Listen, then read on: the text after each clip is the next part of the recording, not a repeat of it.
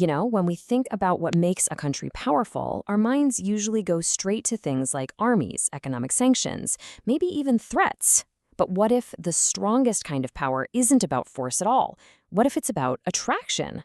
Well, that's the world of soft power, and we're going to break down what that really means.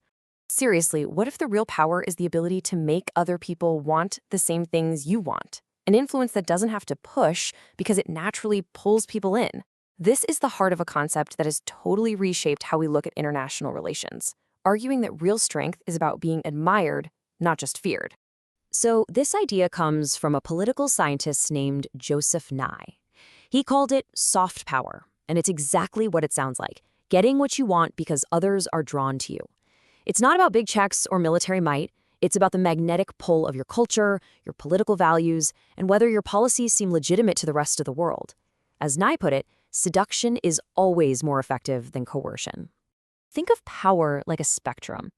On one end, you've got your classic hard power. That's the ability to command people using force, threats, payments. But all the way on the other end, you have soft power, the ability to co-opt. That's where others willingly go along with your goals because they admire your values, your culture, and your opportunities.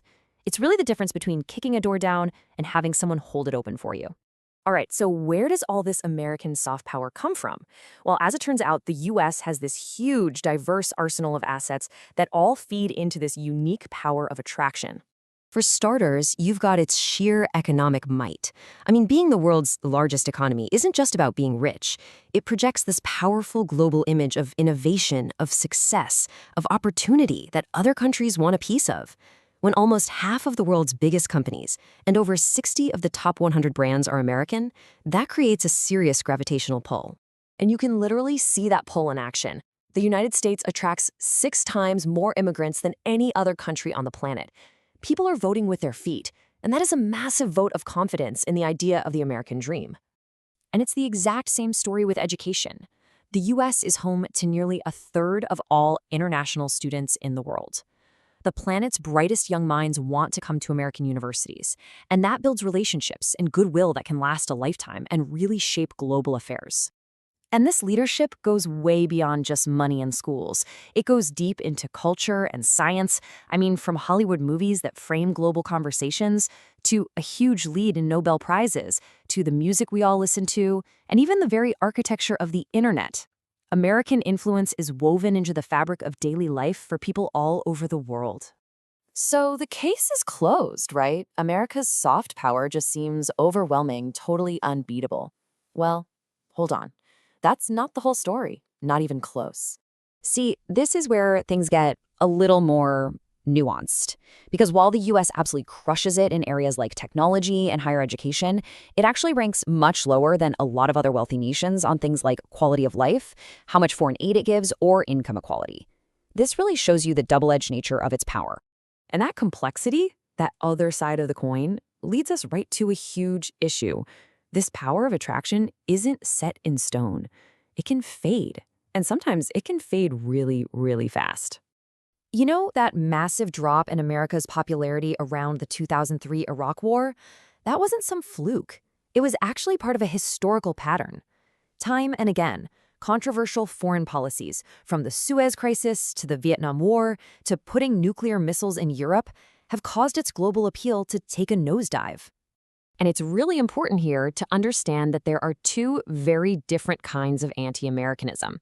The first kind is all about policy. People get angry about a specific action, like a war, but that anger can fade when a new president comes in or the policy changes. The second kind is deeper. It's more structural. It's this resentment of America's sheer size and cultural dominance. The constant challenge of being the big kid on the block. Okay, let's really get into what might be the most powerful and definitely the most complicated source of soft power, culture. Because the same thing that seduces one person can deeply offend another. So back during the Cold War, high culture, we're talking things like academic and scientific exchanges, wasn't just about sharing knowledge. It became a subtle but incredibly powerful political weapon. I mean, listen to this quote from a former KGB general. It says everything. When Soviet officials like a man named Alexander Yakovlev came to study at American universities, they didn't just learn about economics or history. They were exposed to these radical ideas of freedom and open debate. Yakovlev later became a key advisor to Gorbachev and helped push for liberal reforms. It just goes to show one semester abroad can actually help change the world. Okay, so that's high culture. But what about popular culture? A Hollywood movie, a hit pop song. It's not just mindless entertainment.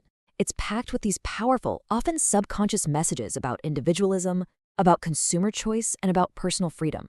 These are the kinds of ideas that helped inspire protesters from Tiananmen Square all the way to those living behind the Iron Curtain. So check out this global poll. It really breaks down how people see these different parts of American culture. And notice the view of American science and tech. It's overwhelmingly positive. That's a huge asset. You also see a pretty solid majority appreciating American music, movies, and TV, along with the spread of its ideas and customs.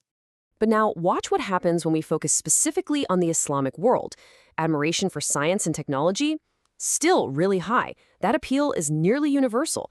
But the approval of American ideas about democracy, and especially its customs and pop culture, drops way down. This is a perfect example of how culture isn't a one-size-fits-all tool. How it's received totally depends on the audience and the political climate. And all of this leads us to maybe the biggest Achilles heel of soft power, the hypocrisy trap. This is what happens when a country's actions are a world away from the values it claims to represent. Honestly, nothing kills soft power faster than when people see a double standard. When America is out there promoting democracy and human rights, but then gets criticized for its treatment of prisoners at places like Guantanamo Bay, it loses its moral authority. That gap between what you say and what you do, that's where attraction goes to die. And you see this credibility gap pop up all over the place, talking about democracy while supporting dictators, preaching about free markets while protecting your own industries with subsidies. The world sees these inconsistencies, and they just chip away at a country's ability to lead by example. And there's one last really important piece to this puzzle.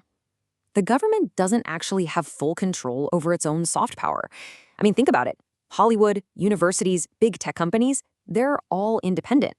Sometimes what they do reinforces the government's goals. But other times, a hit movie that people love might totally alienate a key foreign ally, working completely against official policy. So here we are, in a world that's more connected than ever, where an image can flash across the globe in an instant. The very things that make a nation attractive can also become its biggest weaknesses. And that leaves us with a really fundamental question for our time. Is a country's image, its ability to attract and inspire, its most powerful asset? Or has that very image become its single greatest vulnerability?